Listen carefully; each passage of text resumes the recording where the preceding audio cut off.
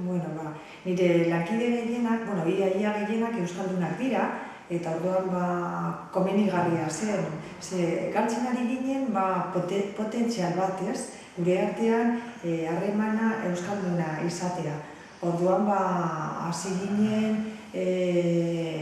gure artean hasten euskara hitz egiten poliki-poliki eta gero eta gehiago nabaritu genuen ez zegoela aintzatu, ez? Eta gero eta gehiago hitz egiten dugu euskaraz.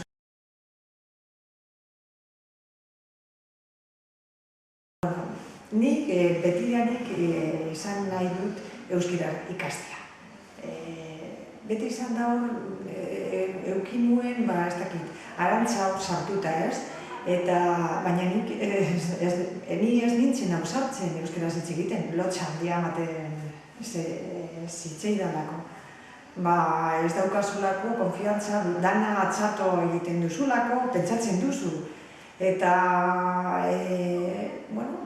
konturatu nintzen, hasieran konturatu nintzen gai nintzela guztiei ez, baina askori ulertzea. Eta hortik hasi nintzen, lehenko, hasi nintzen ulertzen eta konturatu nintzen, ulertuz gero errazagoa zela komunikazioa. Eta gero poliki hasi nintzen euskaraz hitz egiten. Baina ez dana euskaraz, batzutan hasten nintzen euskaraz hitz egiten eta gero gaztelaniaz bueltatzen nintzen, baina hori zen nire lehenengo pasua.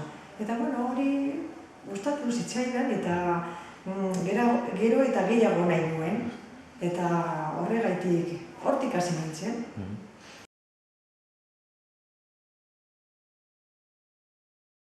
Niretzat nire lankideen laguntza oso garrantzitsua izan da. Adibidez, ni hasi naiz euskaraz hitz egiten nire lanean, nire lankideekin. Hori egia da. Nire aitak badak euskaraz, baina ni berarekin inoiz, egia da, bere erara hitz egiten duela, ez? Bizkaieraz hitz egiten duela. Baina ni berarekin inoiz ez dut euskaraz hitz egin. Eta orduan nire lankideen laguna izan da, oso garrantzitsua. Beraiek saiatzen dira nirekin lasaiago hitz egiten, batzuk ez, batzuk hasten dira bere erara hitz egiten eta hori ona da, ohitu egiten zara beste modu batzuetara ere hitz egiten, ez?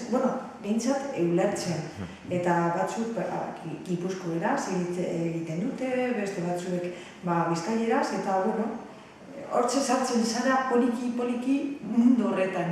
Eta nire lankideen laguntasuna izan da oso ona.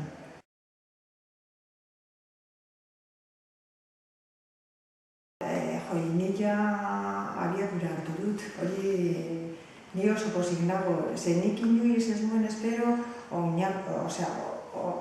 leku honetara heltzea. Eta horren nik uste dut abiadura hartu dudala eta mendik aurrera gero eta gehiago nahi dut hitz egin. Sartu naiz mintza lagun talde batean eta saiatzen naiz nire inguruan ere euskaraz hitz egitea. Eta horren nire asmoa da hori jarraitzea, dana euskaraz egin arte. Ez dakit dana euskaraz egingo dudanik, uste dut igual dena ez, baina nire bizitzan euskara zati handiago izatea